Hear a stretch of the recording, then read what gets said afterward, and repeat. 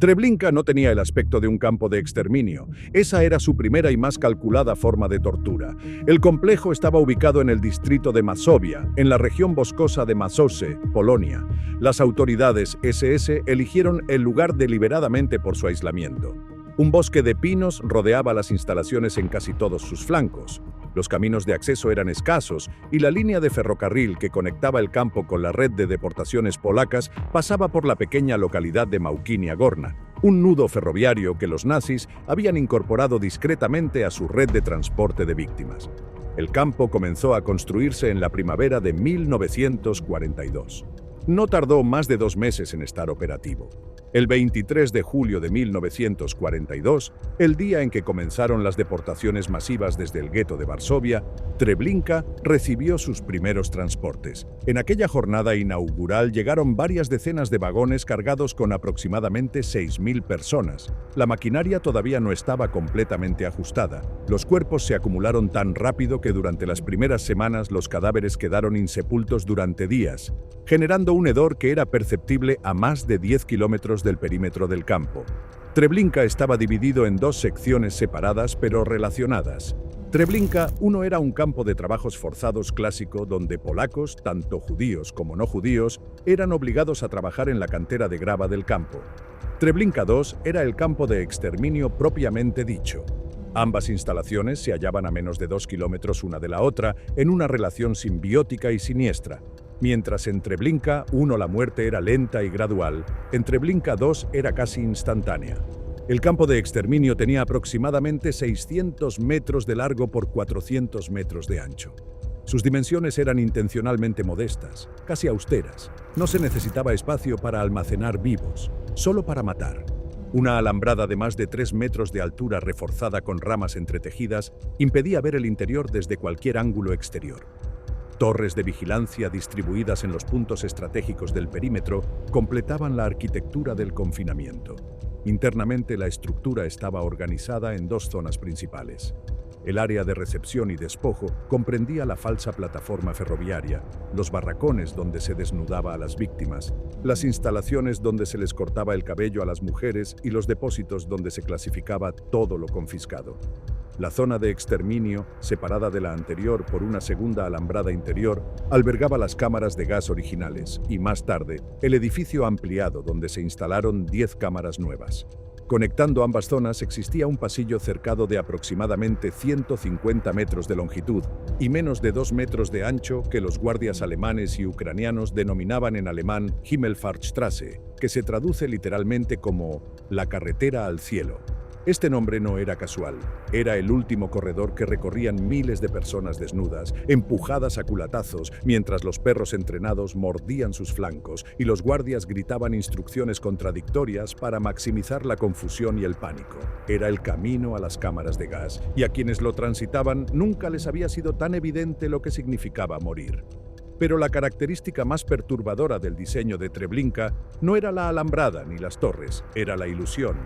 Cuando un tren entraba al campo, las víctimas encontraban una pequeña estación fabricada con esmero para parecer real. Había carteles indicando destinos de tren ficticios, un reloj con las agujas pintadas que nunca se movían, macetas con flores, letreros en 3 idiomas que prometían duchas y desinfección, ventanillas falsas de taquilla.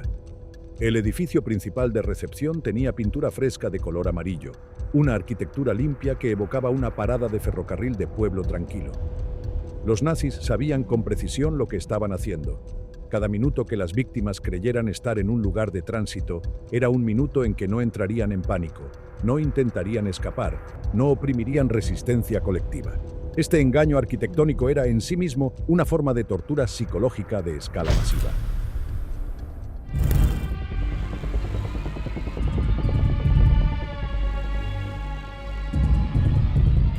El sufrimiento en Treblinka comenzaba antes de llegar. En muchos casos, comenzaba varios días antes. Los vagones de ganado sellados en los que deportaban a las víctimas no tenían ventilación adecuada, ni agua, ni sanitarios de ningún tipo. En verano, el interior de los vagones alcanzaba temperaturas que superaban los 40 grados. En invierno, el frío se volvía tan intenso que algunas personas morían de hipotermia durante el trayecto. Los vagones se llenaban con entre 100 y 150 personas en un espacio diseñado para el transporte de ganado, sin posibilidad de sentarse, muchas veces imposible incluso girar el cuerpo. El viaje desde Varsovia duraba entre 3 y 5 horas según la ruta y las prioridades ferroviarias militares. Los trenes procedentes de ciudades más lejanas, como Białystok, Radom o Lublin, podían tardar entre 1 y 3 días. Quienes sobrevivían el trayecto llegaban en un estado de agotamiento, sed extrema y desorientación que los hacía más fácilmente manipulables. Quienes no sobrevivían llegaban apilados contra los vivos, y los vivos debían permanecer aplastados contra los muertos durante el resto del viaje. Lo que ocurría dentro de esos vagones durante las horas de tránsito constituía en sí mismo una tortura documentada con precisión por los sobrevivientes. La oscuridad era casi total. Las únicas rendijas de luz provenían de pequeñas aberturas en la madera superior del vagón, insuficientes para la ventilación, pero suficientes para que el calor o el frío exteriores penetraran sin atenuación. El hacinamiento era tan extremo que cuando alguien perdía el conocimiento no podía caer al suelo, quedaba sostenido en posición vertical por los cuerpos que lo rodeaban. Muchas personas morían de pie y permanecían así hasta que el vagón era abierto. La sed era el tormento más universal del trayecto. En los transportes de verano, los testimonios coinciden en describir el agua como la obsesión dominante de todos los que viajaban en los vagones. Algunos prisioneros llegaban a beber su propia orina. En casos extremos documentados en los registros médicos de los sonderkomandos que procesaban los vagones al llegar, las víctimas habían ingerido los propios excrementos del piso del vagón buscando cualquier forma de humedad. Los niños pequeños, con menor resistencia a la deshidratación, eran con frecuencia los primeros en morir durante el trayecto. La logística ferroviaria de las deportaciones era administrada con precisión burocrática por la Reichsbahn, los ferrocarriles del Reich alemán. El responsable de la coordinación técnica del transporte de deportados era Adolf Eichmann, teniente coronel de las SS a cargo de la sección 4B4 de la Oficina Central de Seguridad del Reich, encargada específicamente de los asuntos judíos. Eichmann negociaba con los jefes de cada región ferroviaria las prioridades de uso de las vías, los tiempos de trayecto y la disponibilidad de vagones, compitiendo en esas negociaciones con las necesidades de transporte militar del Frente Oriental. El hecho de que los deportados viajaran en vagones de ganado en lugar de coches de pasajeros no era solo una decisión de degradación intencional, era también una decisión logística que permitía cargar más personas por convoy y utilizar vagones que no se necesitaban para el transporte de tropas. El punto de partida central de las deportaciones desde Varsovia era el Umschlagplatz, la plaza de concentración situada en la esquina de las calles Stałki y Zika, en el límite norte del gueto. Desde el 22 de julio de 1942, cuando comenzaron las deportaciones masivas, el Umschlagplatz se convirtió en el escenario de uno de los mayores traumas colectivos de la historia polaca. Miles de personas esperaban en ese espacio descubierto, bajo el sol del verano o la lluvia, durante horas y a veces días enteros antes de ser embarcadas. La policía judía del gueto, la Jüdischer Ordnungsdienst, era utilizada por los alemanes para gestionar las multitudes y completar las cuotas diarias de deportados. Debían entregar un número mínimo de personas por jornada o enfrentarse ellos mismos a la deportación. Dentro del gueto de Varsovia, la mecánica de las deportaciones había evolucionado a través de varias fases. En las primeras semanas de julio de 1942, los alemanes habían utilizado un señuelo particularmente cruel. Anunciaron que quienes se presentaran voluntariamente en el Umschlagplatz recibirían 3 kilogramos de pan y 1 kilogramo de mermelada antes de partir. En un contexto donde el hambre crónica mataba a miles de personas mensualmente en el gueto, este ofrecimiento atrajo a decenas de miles de personas que decidieron presentarse voluntariamente, creyendo que cualquier destino era preferible a morir de inanición. Muchos de ellos llegaron a Treblinka en los primeros transportes del campo. Según el testimonio de Jankiel Wirnik, carpintero y constructor polaco-judío deportado a Treblinka el 23 de agosto de 1942 y uno de los pocos sobrevivientes que logró escapar durante el levantamiento de 1943, cuando los vagones se abrían al llegar al andén del campo, los guardias con frecuencia encontraban cadáveres mezclados con los sobrevivientes. A los muertos no se les prestaba ninguna atención especial. Eran simplemente arrastrados y apilados junto a los vivos que comenzaban a desembarcar. La descarga se producía a gritos. Los guardias de las SS y los auxiliares ucranianos irrumpían en los vagones agitando rifles y perros, separando físicamente y con violencia a los hombres de las mujeres y los niños. La velocidad era deliberada.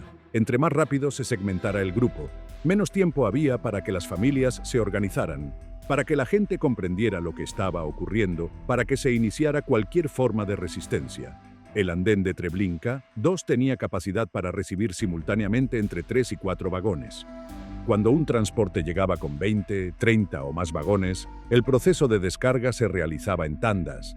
Los primeros vagones se vaciaban, los prisioneros eran conducidos al área de recepción y el tren avanzaba para que los siguientes vagones quedaran frente al andén.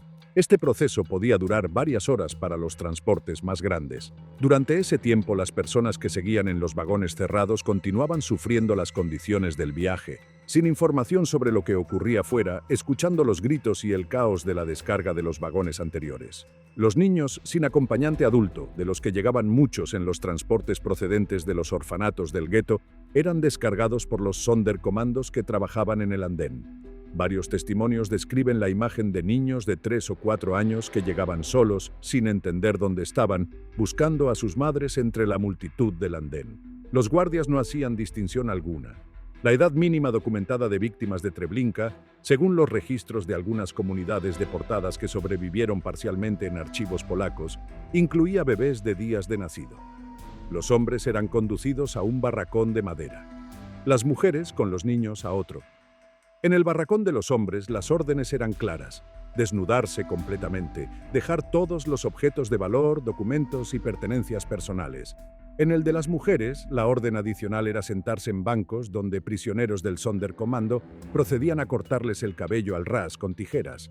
Este corte de cabello merecía especial atención. Los nazis utilizaban el cabello de las mujeres asesinadas en la fabricación de textiles industriales, específicamente en medias para tripulaciones de submarinos.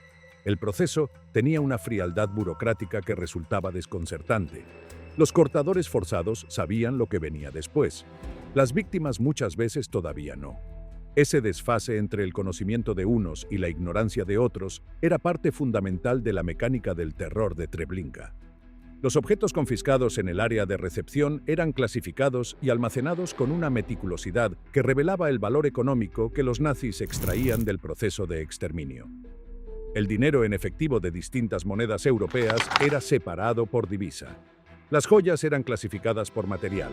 La ropa era doblada y apilada para su envío a Alemania, donde sería redistribuida entre la población civil. Los documentos personales, fotografías y cartas eran destruidos. Eran los únicos objetos que no tenían valor de mercado, pero sí valor de identidad, y precisamente por eso no podían conservarse. Esta clasificación sistemática era realizada en su totalidad por los Sonderkommandos bajo supervisión armada. El área de almacenamiento era conocida dentro del campo como Treblinka 3 en algunos documentos internos, o simplemente como el Lager, el almacén. Las cajas y fardos de objetos confiscados salían regularmente del campo en camiones con destino a centros de distribución en la Polonia ocupada.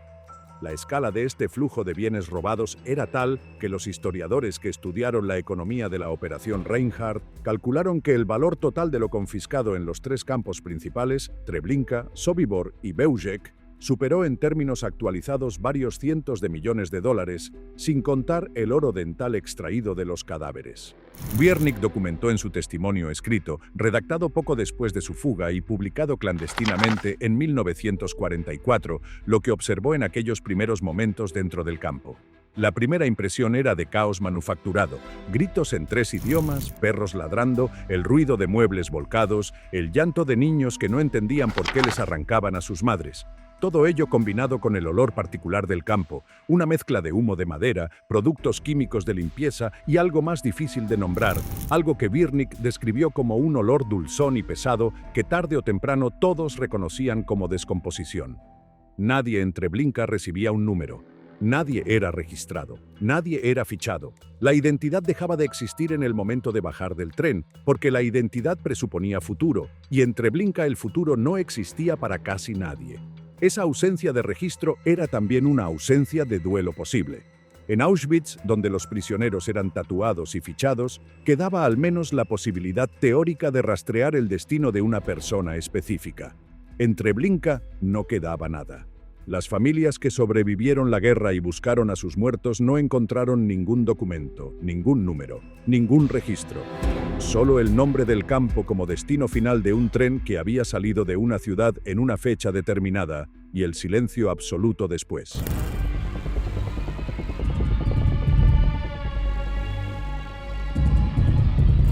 Desnudos, sin pertenencias, sin cabello, en el caso de las mujeres, con los pies descalzos sobre suelo de arena y madera. Así comenzaban a recorrer los últimos 150 metros de sus vidas. La Himmelfahrtstraße, el corredor cercado que conducía desde el área de recepción hasta las cámaras de gas, no era simplemente un pasadizo. Era un instrumento de terror con propósito específico: mantener el movimiento constante de las víctimas con una velocidad que impidiera cualquier posibilidad de resistencia organizada.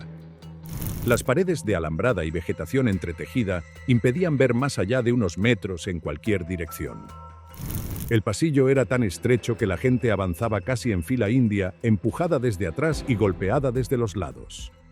Los guardias que supervisaban este corredor estaban entrenados para actuar de manera específica. Los golpes con las culatas de los rifles eran constantes, aplicados en los riñones, la cabeza y la espalda para impedir que alguien se detuviera o retrasara la procesión. Los perros pastor alemán y los perros de ataque especialmente entrenados mordían las piernas y los flancos de quienes aminoraban la marcha. Las órdenes gritadas eran contradictorias, superpuestas, imposibles de seguir. La confusión auditiva era intencional. Uno de los elementos más perturbadores del sistema de Treblinka era el uso del engaño activo hasta el último instante. Mientras los prisioneros avanzaban por el corredor, los guardias seguían manteniendo la ficción de las duchas. «Más rápido, el agua se enfría», gritaban. «Hay más personas esperando su turno». Esta mentira tenía una función psicológica calculada. Mientras la víctima creyera que el destino era una ducha desinfectante, no entraría en pánico total, no obligaría al uso de la fuerza bruta máxima para mantener el movimiento. El engaño era una herramienta de logística asesina. En la puerta de las cámaras de gas aguardaba con frecuencia uno de los personajes más documentados de toda la historia de Treblinka, el guardia conocido en los testimonios de los sobrevivientes como Iván el Terrible.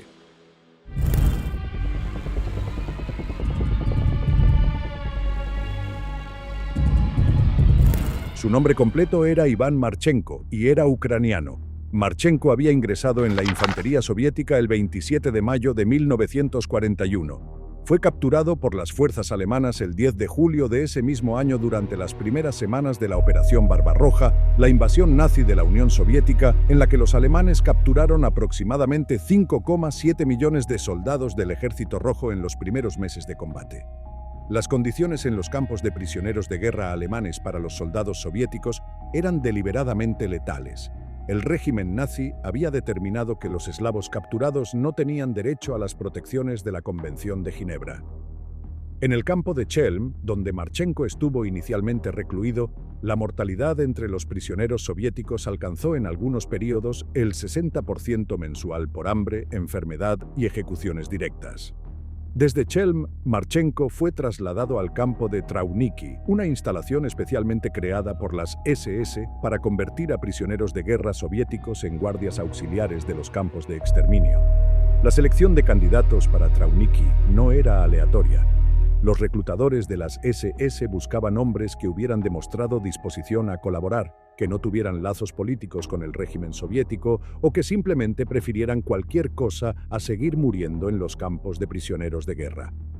El entrenamiento en Trauniki duraba varias semanas e incluía instrucción en técnicas de control de multitudes, uso de armas, procedimientos de ejecución y, fundamentalmente, un proceso de adoctrinamiento antisemita acelerado.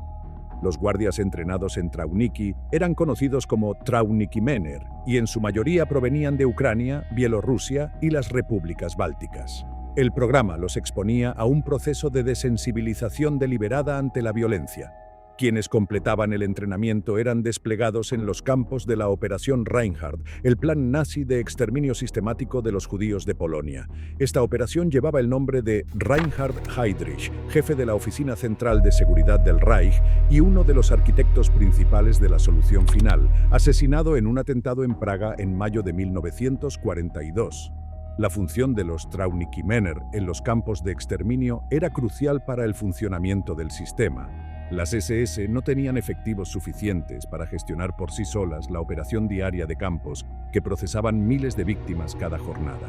Los auxiliares ucranianos, letones y bielorrusos cubrían los puestos de vigilancia en el perímetro, escoltaban a las víctimas desde los trenes hasta las cámaras y operaban la maquinaria técnica del exterminio.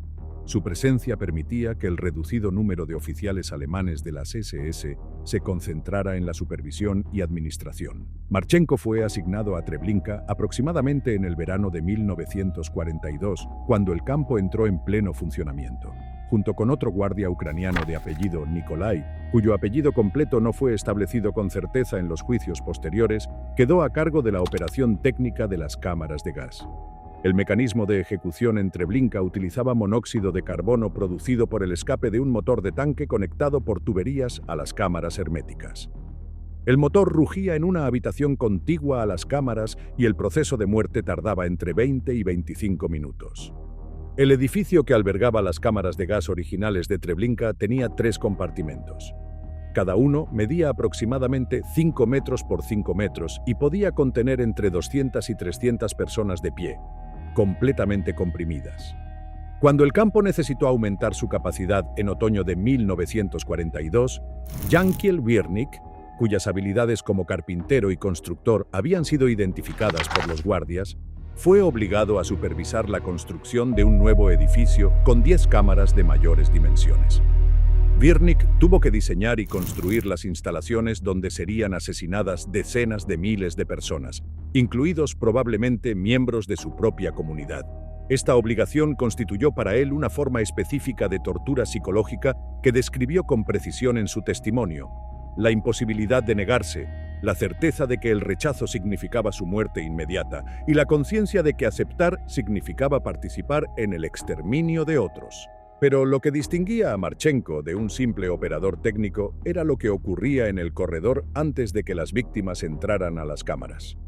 Los testimonios recopilados durante los juicios posteriores a la guerra, así como los relatos de los sobrevivientes del levantamiento de agosto de 1943, describen a Marchenko con consistencia aterradora. Era un hombre alto, de físico imponente, de aproximadamente 25 años de edad en el momento de su servicio en Treblinka. Los testigos coinciden en que tenía una expresión que podía parecer tranquila, casi amable, en contraste absoluto con su comportamiento. Marchenko, según múltiples testimonios documentados en los archivos del Yad Vashem y en los registros del juicio de Nuremberg, aguardaba en la entrada de las cámaras con una barra de hierro o en ocasiones con una espada. Mientras la multitud desnuda de hombres, mujeres y niños era forzada a entrar, Marchenko golpeaba, cortaba y mutilaba a las víctimas al azar. La violencia no tenía lógica operativa, era pura expresión de sadismo. Existía en Treblinka una distinción que los sobrevivientes establecen en sus testimonios entre la violencia funcional, aquella que servía para mantener el movimiento de las víctimas y garantizar que el proceso de exterminio funcionara sin interrupciones, y la violencia gratuita, aquella que no servía a ningún propósito operativo y que era simplemente la expresión del placer personal del perpetrador. Marchenko era el exponente más extremo de la segunda categoría, pero no el único. Los testimonios de los sobrevivientes mencionan a varios guardias por sus comportamientos específicos. Algunos eran descritos como mecánicamente violentos, pero sin aparente disfrute, mientras que otros, y Marchenko era el caso más documentado, mostraban señales inequívocas de satisfacción ante el sufrimiento que infligían. Los testigos describieron escenas específicas con detalles que difícilmente podrían haber sido fabricados. En una de las narrativas más documentadas, un sobreviviente relató que Marchenko arrancaba orejas a algunos prisioneros con sus propias manos y las clavaba en las paredes de madera del corredor. En otros casos, según los testimonios, les sacaba los ojos a los prisioneros y los aplastaba entre sus dedos mientras el resto de la multitud era obligada a presenciar el acto. Hay relatos de Marchenko apuñalando a mujeres en los muslos y en los genitales mientras avanzaban hacia las cámaras, y de su participación en violaciones previas a la ejecución.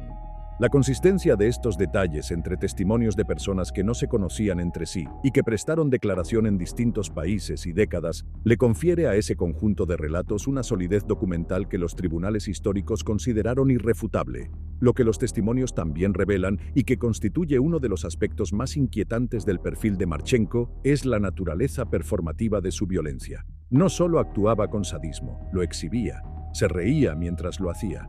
Hacía comentarios en ucraniano a sus compañeros mientras torturaba a las víctimas. Según varios testigos, su rostro mostraba una expresión que describieron de manera independiente y consistente como alegría.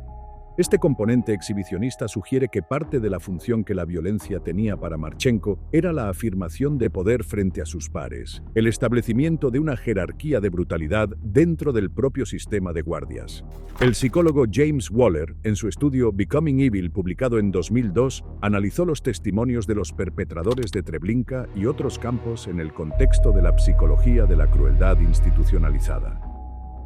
Sus conclusiones señalan que los individuos como Marchenko no eran necesariamente psicópatas clínicos en el sentido estricto del término antes de su incorporación al sistema. Eran personas cuyos inhibidores sociales normales habían sido progresivamente eliminados por el entorno de impunidad total que los campos de exterminio creaban. La pregunta relevante, concluye Waller, no es qué tipo de monstruo era Marchenko antes de Treblinka, sino qué tipo de sistema convierte a una persona en lo que Marchenko se convirtió. Uno de los relatos más crudos, registrado en el contexto de los procedimientos legales contra el hombre que durante décadas se creyó podía ser Marchenko, describió la siguiente escena. En una tarde en que el guardia parecía estar particularmente irritado, arrancó de los brazos de una prisionera a un bebé que ella llevaba y lo arrojó contra la pared.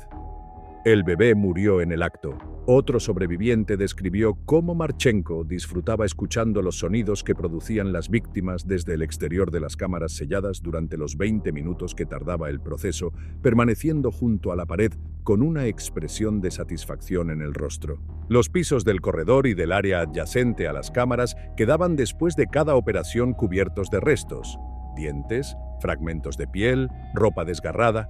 El olor a sangre y a los productos químicos utilizados por los Sonderkommandos para limpiar entre procesamiento y procesamiento era, según los relatos, insoportable después de pocas semanas. Marchenko fue visto por última vez en Yugoslavia en 1945, según el testimonio de guardias del campo capturados después de la guerra. Su paradero real nunca fue confirmado con certeza. En la década de 1970, un caso legal extraordinario centró la atención internacional en un inmigrante ucraniano de Cleveland, Ohio, llamado John Demjanjuk, al que varios sobrevivientes identificaron positivamente en ruedas de reconocimiento como Iván el Terrible. En 1988, un tribunal israelí lo declaró culpable y lo condenó a muerte. Sin embargo, en 1993, la Corte Suprema de Israel anuló el veredicto. Nuevas evidencias procedentes de archivos soviéticos desclasificados sugerían que el Iván de Treblinka podría haber sido Marchenko y no Demjanjuk, cuyo nombre sí aparecía en registros del campo de Sobibor. Demjanjuk regresó a los Estados Unidos. En 2009 fue deportado a Alemania, donde en 2011 fue declarado culpable por su participación como guardia en Sobibor, condenado a 5 años de prisión. Murió en 2012 con su apelación pendiente. El caso Demjanjuk estableció jurisprudencia en Alemania al determinar que la mera presencia documentada como guardia en un campo de exterminio era suficiente para establecer complicidad en el asesinato, sin necesidad de probar actos individuales específicos. Esta interpretación legal cambió el marco de los juicios por crímenes del Holocausto en Alemania y condujo a los últimos procesos penales contra ex guardias de campos nazis celebrados en el país durante la segunda década del siglo XXI, cuando los acusados ya tenían entre 90 y 100 años. La identidad definitiva de Iván el Terrible sigue sin resolverse con certeza jurídica absoluta, pero lo que ocurrió en ese corredor, con independencia de quién exactamente empuñaba la barra de hierro, está documentado por decenas de testigos que no tenían razón para inventarlo.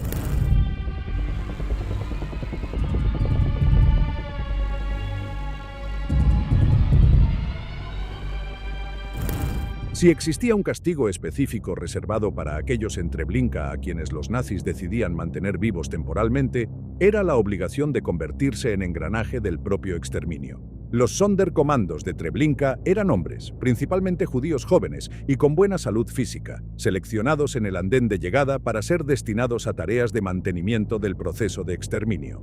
A diferencia de Auschwitz, donde existía una selección formal con médicos de las SS evaluando a los recién llegados, en Treblinka la selección era breve y arbitraria. Un guardia señalaba a los que parecían más fuertes y les gritaba que salieran de la fila. Los demás continuaban hacia las cámaras de gas.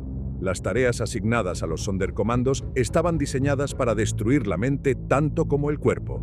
Debían clasificar la ropa y los objetos personales de las víctimas recién asesinadas. Debían extraer los dientes de oro de los cadáveres antes de que estos fueran enterrados o incinerados. Debían escoltar a las nuevas víctimas que llegaban en cada tren, guiarlas hacia los barracones de desnudamiento y, en algunos casos, conducirlas hacia el corredor final mientras fingían que todo era parte de un proceso ordinario de higiene. Este último punto es el más perturbador de todos. Algunos Sonderkommandos eran obligados a tranquilizar activamente a las víctimas, a decirles que estaban en un campo de tránsito, que pronto continuarían su viaje, que las duchas eran necesarias por motivos sanitarios. Esto ponía a los prisioneros forzados en una posición de complicidad con el engaño que les era impuesto. Sabían que estaban mintiendo. Sabían para qué servía esa mentira, y si se negaban a mentir, los ejecutaban de inmediato. Las penas por el más mínimo acto de resistencia o descuido en el trabajo eran brutales. Según los testimonios recogidos por el historiador israelí Yitzhak Arad, en su estudio definitivo sobre los campos de la Operación Reinhardt, publicado en 1987, los guardias utilizaban varias formas de castigo específico sobre los Sonderkommandos. Una de las más documentadas era la suspensión invertida. El prisionero era colgado boca abajo, atado por los tobillos, durante horas. La sangre se acumulaba en la cabeza, produciendo una presión intracraneal que se volvía insoportable antes de la primera hora. Si el prisionero sobrevivía el tiempo de castigo, era devuelto a sus tareas. Las palizas públicas frente al conjunto del grupo de Sonderkommandos eran utilizadas con propósito doble: castigar al infractor y paralizar psicológicamente al resto. El miedo al castigo colectivo, la posibilidad de que el error de uno desencadenara represalias sobre todos, era una herramienta de control de una eficacia documentada. Quienes intentaban ocultar algún objeto de valor, guardar un trozo de comida o mostrar cualquier señal de resistencia, eran en muchos casos ejecutados sumariamente junto a las fosas que ellos mismos habían llenado. El Sonderkommando de Treblinka sabía desde el primer día que su supervivencia era provisional. Los nazis reemplazaban periódicamente a estos grupos para eliminar testigos. Esa certeza de la propia muerte inminente, combinada con la obligación cotidiana de participar en el proceso de exterminio de personas que muchas veces eran familiares, vecinos o miembros de sus mismas comunidades, constituía una tortura psicológica de una profundidad sin precedentes en la historia. Oskar Straczynski, uno de los pocos Sonderkommandos de Treblinka que sobrevivió el levantamiento y documentó sus experiencias, describió el estado mental de los prisioneros forzados en estos términos: no era posible llorar. El llanto presuponía sentir, y sentir con plenitud hubiera significado colapsar. Los que sobrevivían más tiempo eran quienes aprendían a disociar, a observar lo que ocurría como si sus propios ojos pertenecieran a otra persona.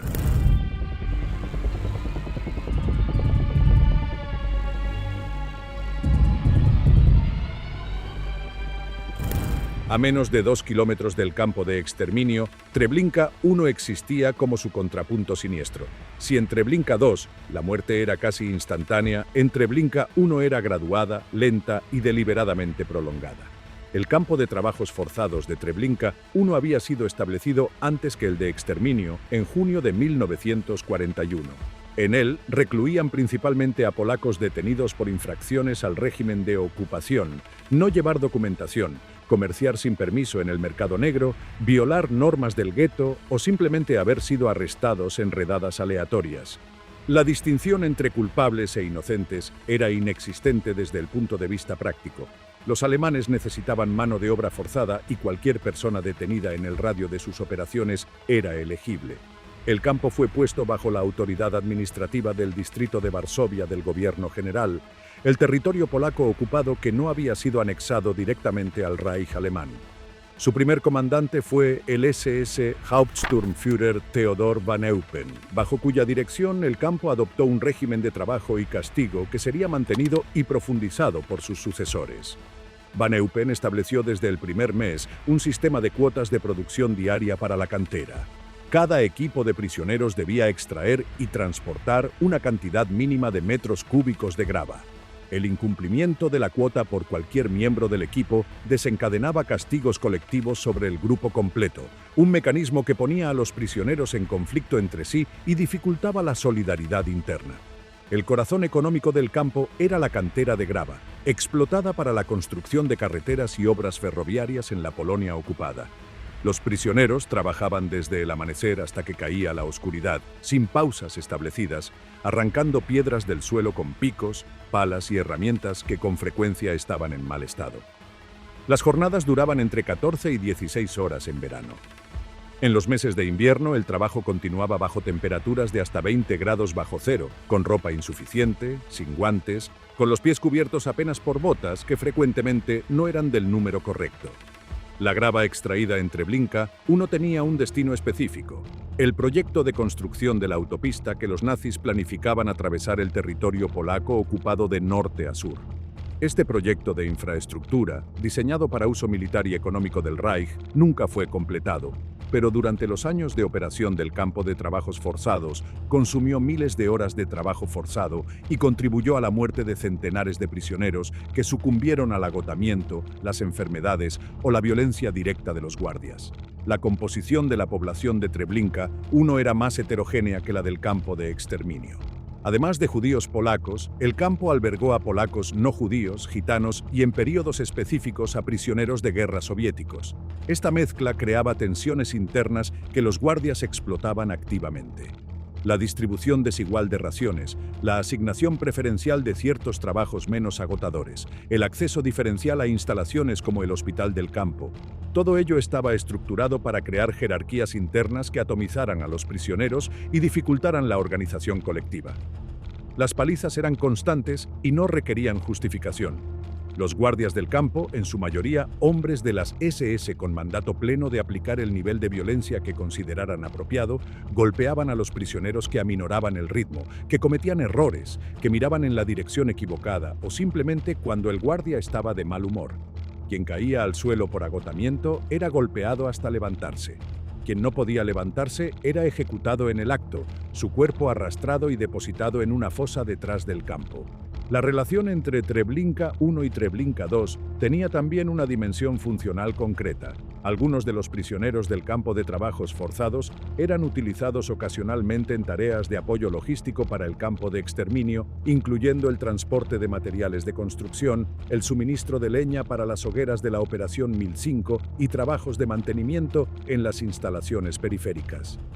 Estos traslados temporales exponían a los prisioneros de Treblinka I a la realidad de lo que ocurría en el campo vecino, aunque muchos ya lo sabían o lo intuían por el humo, el olor y el sonido constante del motor de las cámaras de gas que llegaba hasta sus barracones en los días de viento. La alimentación en Treblinka I era calculada para mantener a los prisioneros en el umbral mínimo de funcionalidad. Las raciones consistían en una sopa aguada de remolacha o nabos por la mañana y una porción similar por la noche. En muchos períodos de operación del campo, estas cantidades fueron reducidas aún más. El resultado eran prisioneros con señales visibles de desnutrición crónica después de pocas semanas, piel sobre huesos, edemas en las extremidades, incapacidad para concentrarse, visión deteriorada. El llamado Hospital del Campo era una de las instituciones más siniestras de Treblinka I. Existía formalmente como instalación médica, con un médico prisionero obligado a ejercer sin medicamentos ni instrumentos básicos. Pero su función real era diferente. Los prisioneros que llegaban al hospital con enfermedades o lesiones que los hacían incapaces de trabajar eran clasificados como no recuperables en la mayoría de los casos, y su traslado al hospital era a menudo el paso previo a la ejecución. Los prisioneros conocían esta realidad y evitaban reportar enfermedades hasta que la incapacidad física era imposible de ocultar.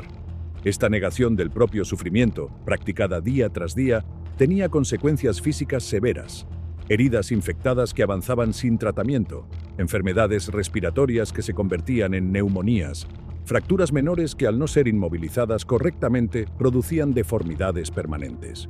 Las enfermedades proliferaban por las condiciones de higiene.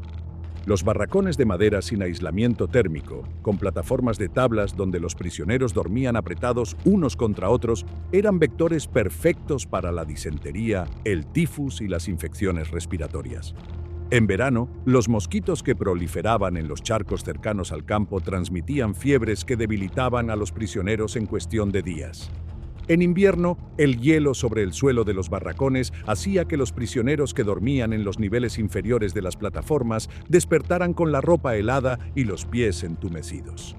El sistema de castigos específico de Treblinka incluía una práctica documentada en varios testimonios que no aparece con tanta frecuencia en los relatos de otros campos: la obligación de realizar ejercicio físico extenuante como sanción. Prisioneros que habían cometido infracciones eran obligados a correr en círculos durante horas, a realizar flexiones repetidas hasta el colapso o a cargar pesos excesivos en posiciones forzadas.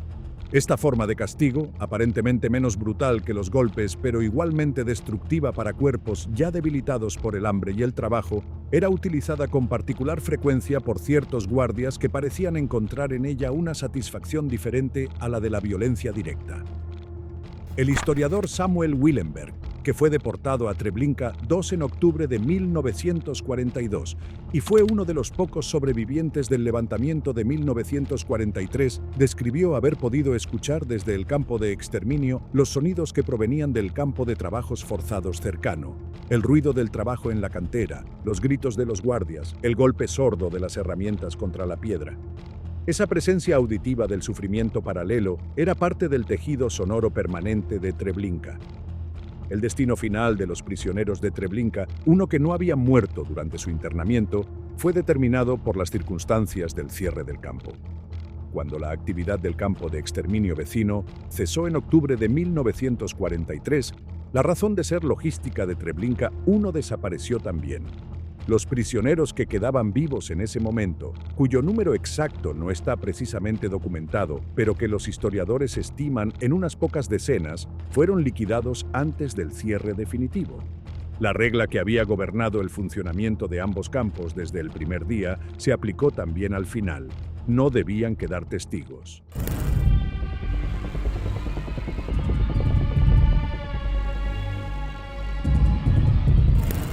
En la primavera de 1943, cuando el avance soviético comenzó a hacer evidente que Alemania podría perder la guerra, Heinrich Himmler ordenó la implementación de la Operación 1005 en todos los campos de exterminio de la Operación Reinhard.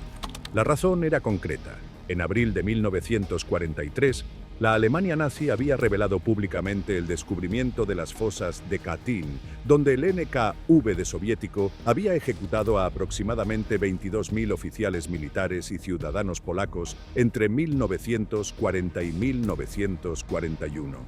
El régimen nazi había utilizado este hallazgo como propaganda contra los soviéticos.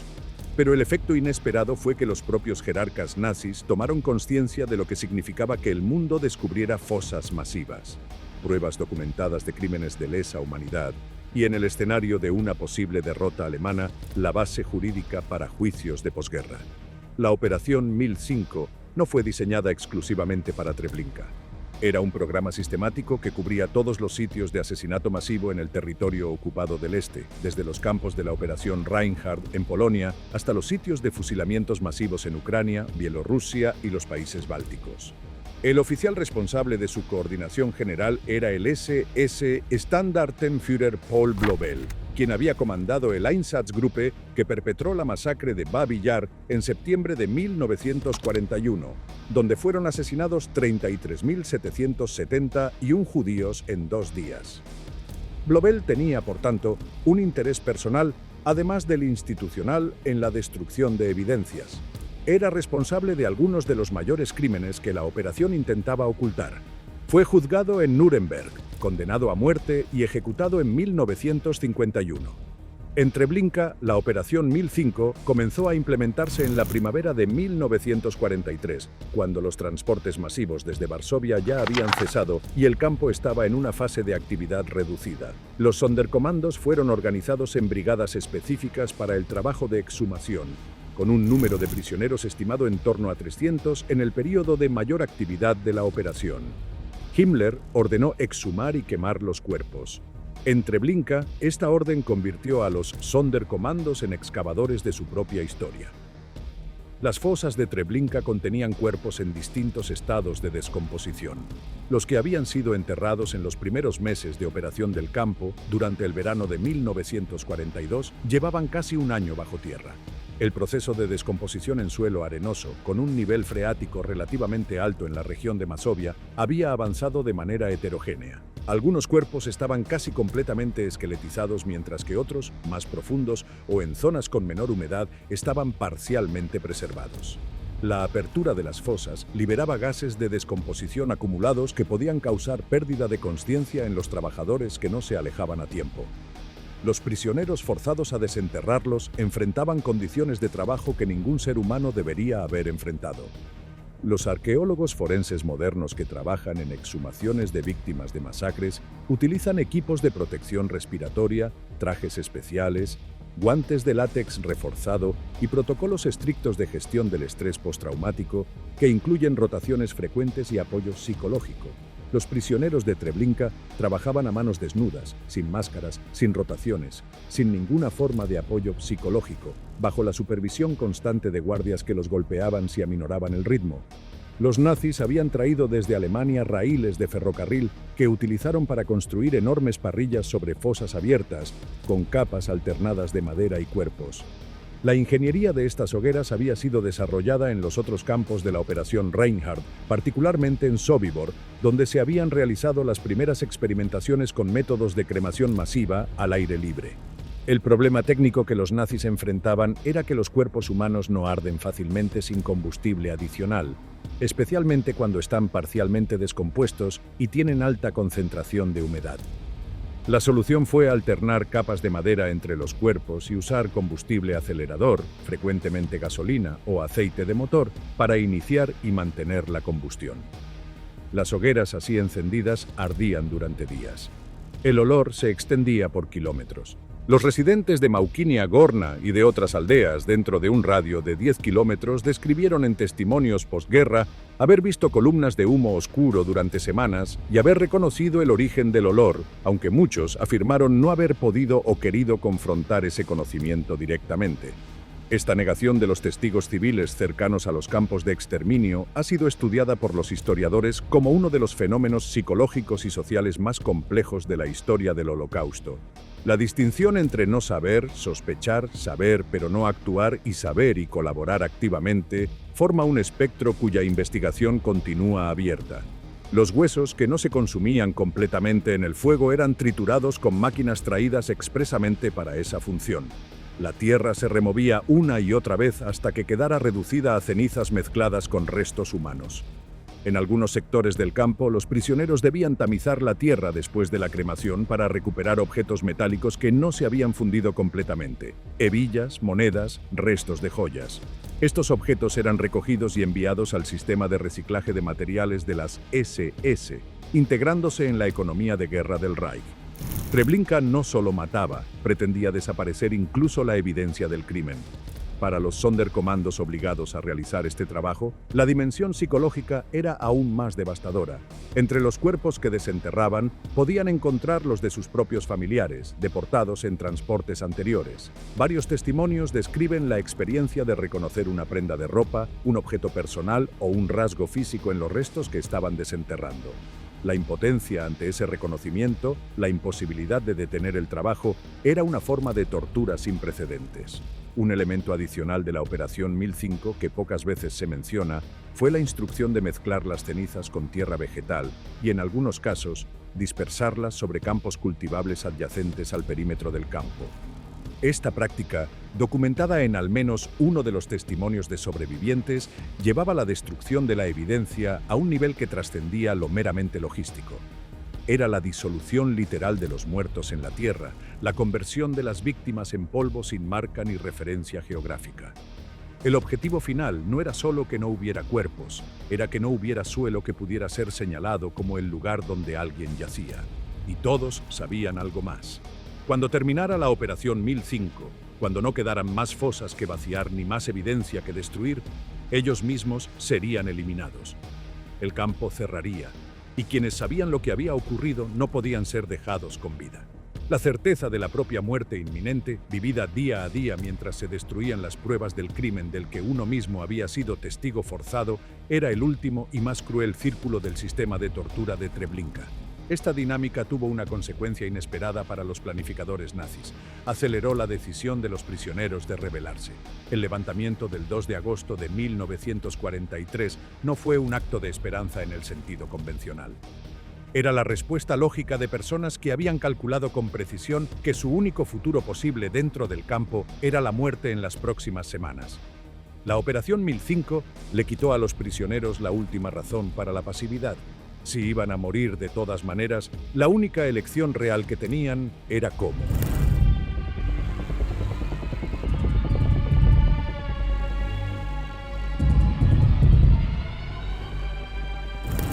Mientras en Treblinka II el hambre era irrelevante porque nadie vivía el tiempo suficiente para sufrirla, en Treblinka I la privación alimentaria era un instrumento de control tan deliberado y funcional como los propios golpes de los guardias.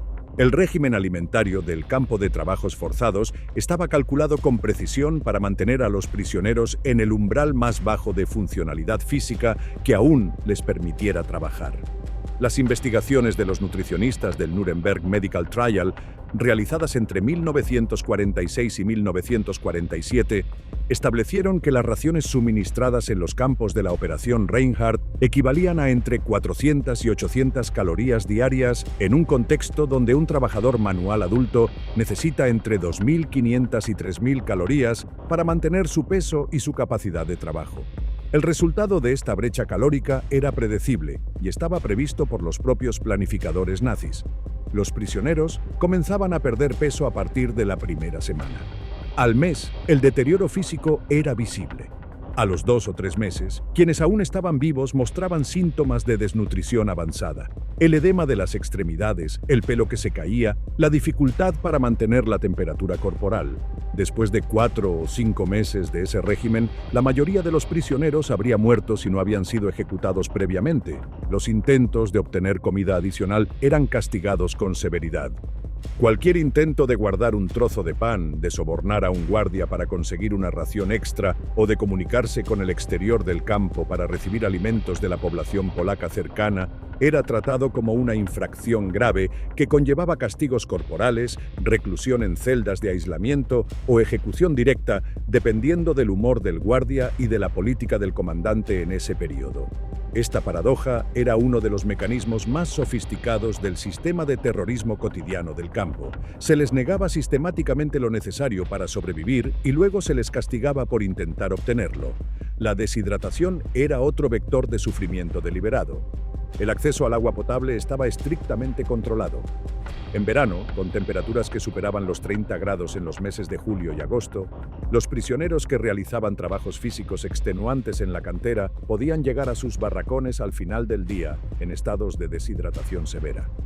Las enfermedades gastrointestinales causadas por el consumo de agua no potable eran frecuentes y se propagaban rápidamente entre la población hacinada del campo. El frío del invierno polaco era otra dimensión de este sufrimiento calculado. Las temperaturas en la región de Mazovia pueden descender a 20 o incluso 25 grados bajo cero en los meses de diciembre y enero. Los prisioneros de Treblinka trabajaban en esas temperaturas con la misma ropa de verano, sin abrigos, con los mismos zapatos deficientes que generaban llagas y heridas en los pies. Dormir en los barracones sin calefacción, con una sola manta para varios prisioneros y en plataformas de madera sin aislamiento del suelo helado, significaba que el cuerpo nunca recuperaba completamente el calor entre una jornada y la siguiente. Algunos prisioneros encontraban maneras de resistir, compartiendo el calor corporal al dormir juntos, organizando intercambios clandestinos de comida con compañeros que tenían acceso a los almacenes del campo, fabricando pequeños almohadones con los trapos disponibles para proteger los pies más heridos. Estas microformas de solidaridad, en un contexto donde el régimen estaba explícitamente diseñado para atomizar a los prisioneros e impedir la formación de lazos, eran actos de resistencia que los testigos supervivientes recordaron como esenciales para la supervivencia psicológica.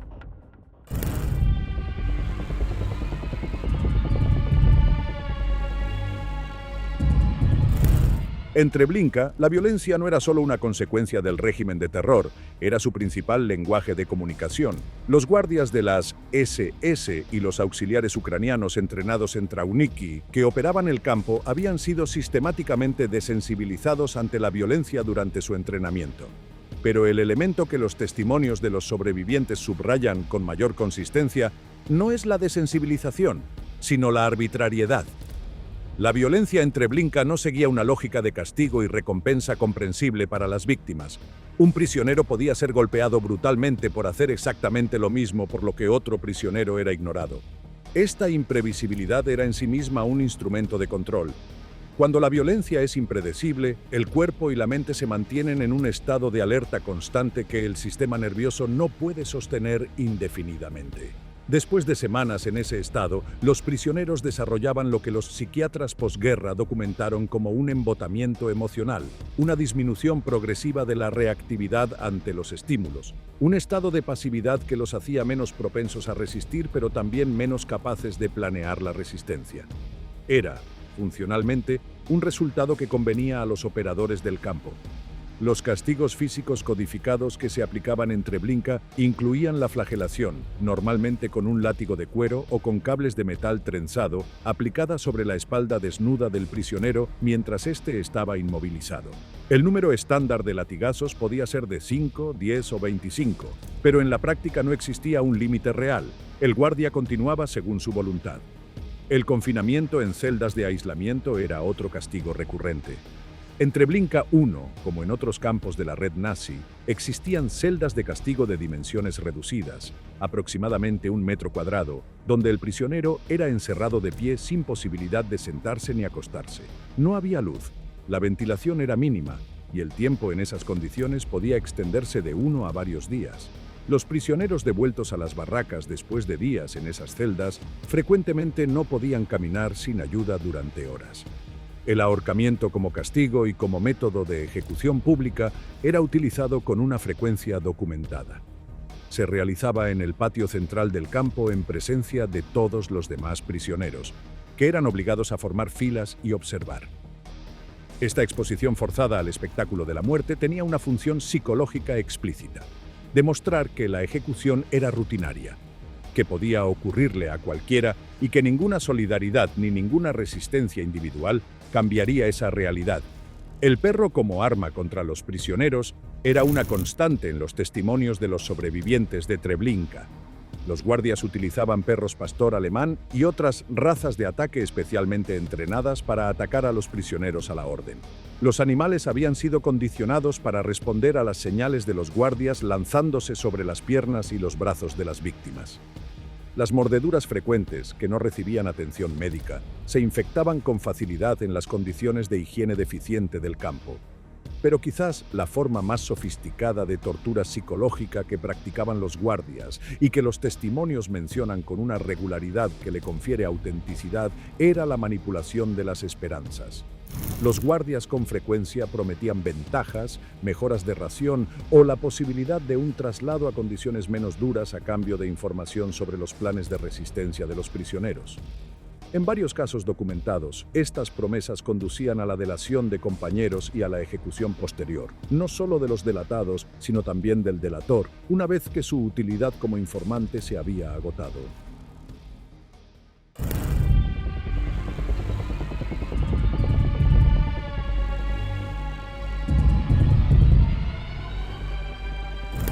La organización del levantamiento de Treblinka fue una de las operaciones clandestinas más extraordinarias realizadas en condiciones de terror absoluto durante toda la Segunda Guerra Mundial. Los prisioneros que comenzaron a planear la rebelión en los primeros meses de 1943 sabían que el tiempo se agotaba. La Operación 1005, el vaciado de las fosas, iba avanzando. Cuando terminara, el campo cerraría y ellos serían eliminados como testigos. La ecuación era simple y despiadada: rebelarse y probablemente morir en el intento, o esperar y morir con certeza en una cámara de gas. Eligieron la primera opción. La organización inicial del levantamiento estuvo encabezada por Zygmunt Strauchinski, conocido dentro del campo como Selomir, y por el ex capitán del ejército polaco Julian Chorążycki, médico de profesión. Chorążycki se convirtió en la figura central de los preparativos tempranos, reuniendo dinero y objetos de valor confiscados de las víctimas para intentar sobornar a guardias corruptos y obtener armas. Cuando sus actividades fueron descubiertas en la primavera de 1943, Chorążycki ingirió veneno antes de ser capturado, evitando la tortura y protegiendo la información sobre sus cómplices. El golpe fue devastador, pero no fatal para la conspiración. El liderazgo pasó a otro oficial militar polaco, identificado en los testimonios como el Dr. Berek Leicher, que fijó inicialmente la fecha del alzamiento para el 15 de junio de 1943. Un incidente inesperado obligó al aplazamiento. Un grupo de prisioneros sin conexión con la conspiración principal logró introducir una granada al campo y hacerla estallar. Las SS redoblaron inmediatamente las medidas de seguridad. Los conspiradores esperaron. El 2 de agosto de 1943 amaneció con un calor inusual. Muchos de los guardias habían salido del campo para bañarse en un río cercano, reduciendo temporalmente la dotación de vigilancia. Los conspiradores habían logrado duplicar la llave de la sala de armamento mediante uno de los prisioneros que trabajaba como herrero. Esa mañana, el plan se activó. Los rebeldes distribuyeron los fusiles, las granadas y las pistolas que habían logrado acumular. A las 4 de la tarde, la señal se dio. En los siguientes minutos, rociaron edificios estratégicos del campo con querosén robado y detonaron el depósito de combustible. La explosión fue visible desde kilómetros de distancia. Las llamas se propagaron con rapidez. En el caos del incendio, cientos de prisioneros corrieron hacia las alambradas. El error que costó la vida a la mayoría fue no haber cortado las líneas telefónicas del campo. Las SS solicitaron refuerzos inmediatamente y los camiones con tropas adicionales llegaron en minutos. Las ametralladoras de las torres de vigilancia abrieron fuego sobre los prisioneros que intentaban cruzar el perímetro. Muchos quedaron enredados en los alambres de púas. El líder del levantamiento, Berek Leicher, murió en el tiroteo. Se calcula que entre 200 y 300 prisioneros lograron salir del campo durante el caos. La mayoría fue recapturada o abatida en la persecución que siguió inmediatamente al levantamiento. Los nazis movilizaron automóviles con ametralladoras y tropas a caballo para rastrear los bosques circundantes. Uno de los sobrevivientes describió así la huida. Un coche nos perseguía con una ametralladora disparando en todas las direcciones. Muchos caían muertos. Cambiaba de dirección y corría hacia la izquierda. El auto pronto se encontraba frente a mí. Se estima que entre 60 y 70 personas lograron escapar con éxito y sobrevivir a la guerra. Entre ellos estaban Jan Kielwiernik, Samuel Willenberg, Richard Glasar y Oskar Strauchinski, cuyos testimonios se convirtieron en los pilares documentales de la historia de Treblinka. Tras el levantamiento, los nazis tomaron la decisión de no reconstruir el campo. Treblinka II ya había cumplido su propósito. El exterminio de la comunidad judía de Varsovia estaba prácticamente completado. El 19 de octubre de 1943, el campo de exterminio de Treblinka cerró definitivamente. Los últimos prisioneros fueron eliminados.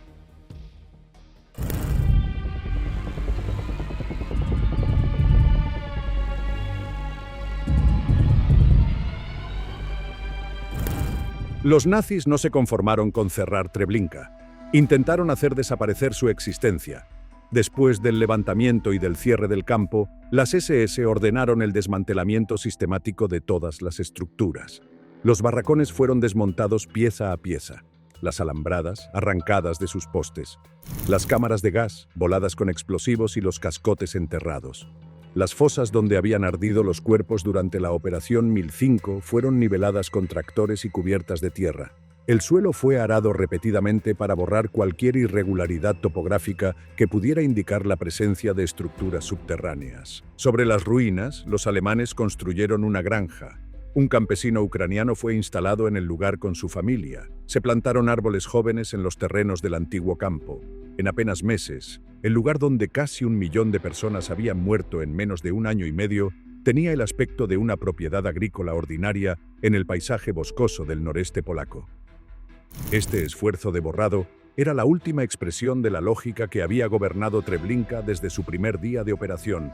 El campo había sido diseñado no solo para matar, sino para que no quedara rastro de los asesinados, ni cuerpos, ni nombres, ni estructuras, ni memoria física. Pero el borrado no fue total. Los pocos supervivientes que habían escapado llevaban en su memoria algo que ninguna nivelación de tierra podía destruir: el conocimiento preciso de lo que había ocurrido, con nombres, fechas, métodos y escalas. Jankiel Birnik había redactado su testimonio en 1944, apenas meses después de su fuga. El texto fue publicado clandestinamente, reproducido en Polonia y llevado al exterior por correos de la resistencia.